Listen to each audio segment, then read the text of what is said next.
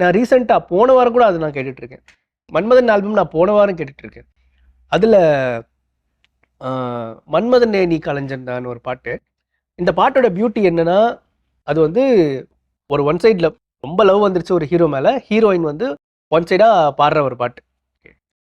இப்போவும் நம்ம one side love நான் பண்ணிட்டு இருக்கும்போது அந்த பாட்டு கேட்கும்போது அந்த பாட்டு நானே பாடுற மாதிரி இருக்கும். ஆனால் அது ஃபீமேல் தான் பாடுறாங்க, ஃபீமேல் லிரிக், அவங்களோட எமோஷன்ஸ் தான்.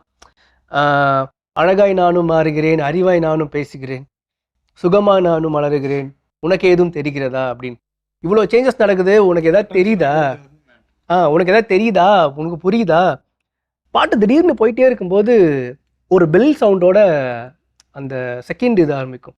எந்த நெஞ்சில் ஊஞ்சல் கட்டி ஆடிக்கொண்டே இருக்கிறாய், எனக்குள் புகுந்து எங்கோ நீயும் ஓடிக்கொண்டே இருக்கிறாய், அழகாய் நானும் மாறுகிறேன், அறிவாய் நானும் சுகமாய் நானும் மலருகிறேன், உனக்கேதும் தெரிகிறதா? எத்தனை ஆண்களை கடந்து வந்தேன், எவனையும் பிடிக்கவில்லை.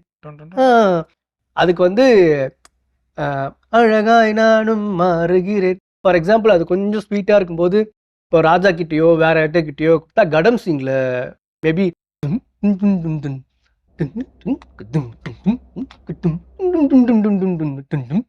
அப்படி வந்து ஒரு மாதிரி வாசிச்சிருப்பாங்க. இல்லை ஒரு வெஸ்டர்னைஸ்டாக கொடுத்துருந்தா ஒரு ஒரு ஹையர்டே ஒரு கொடுத்துருப்பாங்க. பட் இதில் அழகாய் நானும் சுகமாய் நானும் மலருகிறேன், உனக்கேதும் அந்த ஃப்ரேஸ் முடியும் போது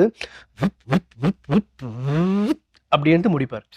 அது பேக்கிங்கில் அந்த வெஸ்டர்னைஸ்ட் திங்கிங் அதுக்குள்ளே வந்துட்டே இருக்கும். எந்த இடத்துலையுமே வந்து இது ஒரு ஓல்டு சாங்கு அப்படிங்கிறது, எந்த இடத்துலையும் இது மேனுவல் ஆர்கெஸ்ட்ரான ஒரு இல்லை நான் ப்ரோக்ராம்டாக வந்துட்டேன், ப்ரோக்ராம்டாக மட்டும்தான் போட போகிறேன். அண்ட் அதில் எனக்கு ஒரு சின்ன எலிமெண்ட், அந்த ஒரு சின்ன பெல்லு வைக்கிறது, இந்த மாதிரி அந்த பாட்டு வந்து